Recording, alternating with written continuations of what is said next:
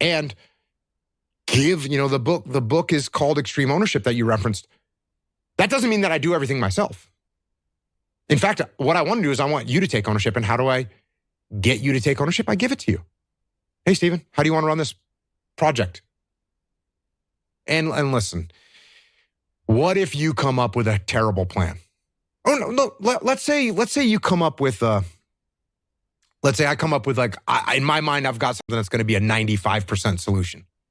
And I say, well, I'm going to delegate. So Stephen, how do you want to do this? And you come up with an 80% solution.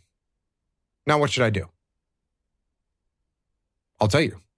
I'll still run with your plan. I'll be like, okay, Stephen, sounds good.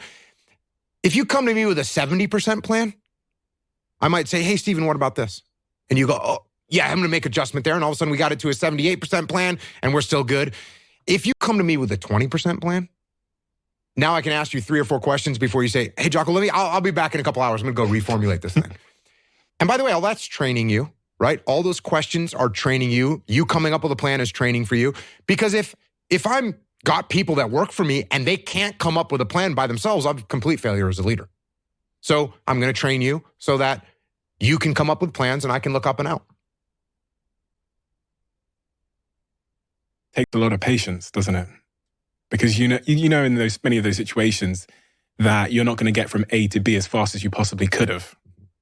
It's an investment in a long-term efficiency. Because even though I might have to invest a little bit more time right now, and I spent 10 minutes explaining to you why this tactic would be better than that tactic, even though it's going to cost me 10 minutes right now, or maybe a half an hour, we look up in 6 months and you're actually coming up with better plans than me.